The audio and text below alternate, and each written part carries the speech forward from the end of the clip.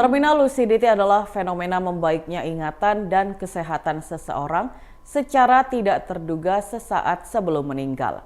Fenomena ini umumnya terjadi pada pasien yang menderita gangguan otak parah, seperti stroke dan tumor otak.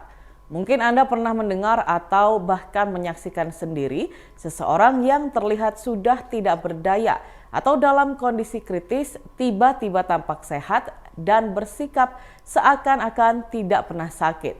Misalnya bisa berbicara dengan lancar atau bahkan bergerak. Anda atau kerabat terdekat mungkin berpikir ini merupakan keajaiban dan berharap bahwa orang tersebut akan sembuh dan baik-baik saja. Namun beberapa saat kemudian yang terjadi malah sebaliknya. Ia justru pergi untuk selamanya. Fenomena inilah yang disebut dengan terminal lucidity. Istilah terminal lucidity diperkenalkan oleh seorang peneliti dan ahli biologi asal Jerman bernama Michael Nahm. Dilansir dari Aludokter, sesuai namanya, lucidity diartikan sebagai kejernihan dan terminal mengacu pada situasi sesaat sebelum kematian. Sehingga terminal lucidity dimaknai sebagai suatu fenomena kembalinya kejernihan pikiran seseorang secara mendadak menjelang ajalnya. Fenomena ini pun masih menjadi perdebatan di antara para ahli.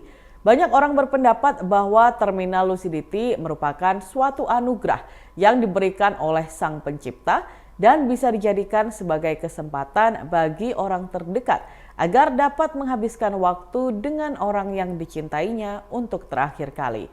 Hingga saat ini belum ada penjelasan yang logis mengenai terminal lucidity. Namun fenomena ini nyatanya bisa terjadi pada beberapa pasien yang telah lama menderita karena suatu penyakit. Salah satu penelitian mengungkapkan bahwa terminal lucidity bisa berlangsung beberapa menit hingga berhari-hari.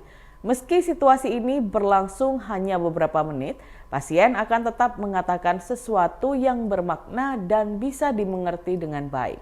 Terminal lucidity paling banyak dialami oleh pasien yang menderita gangguan otak atau sistem saraf dan gangguan kejiwaan dalam waktu lama atau cukup parah hingga tidak bisa mengenali orang, berbicara jelas maupun beraktivitas secara normal.